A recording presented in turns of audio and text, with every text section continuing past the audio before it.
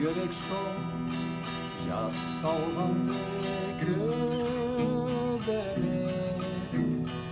tüyerengi kurşallanıp tengrede.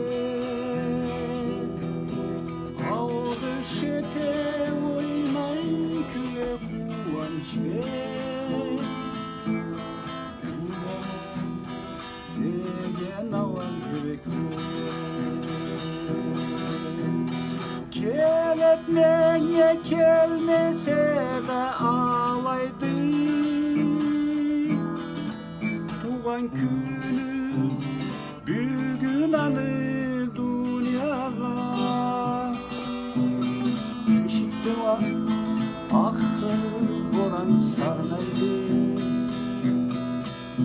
umut etti gelip yazlı forlara.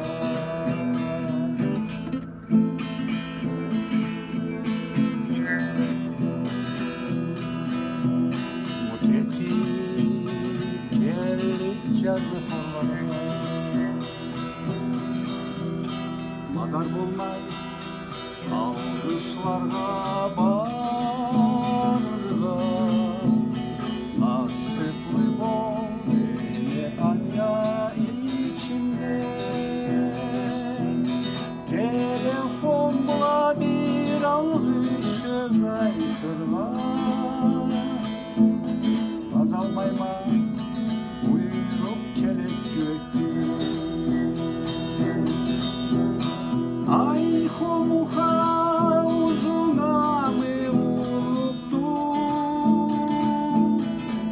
aldaş söyleş ol borçundu almışlar. Makörüşe farzat idi bolluktu,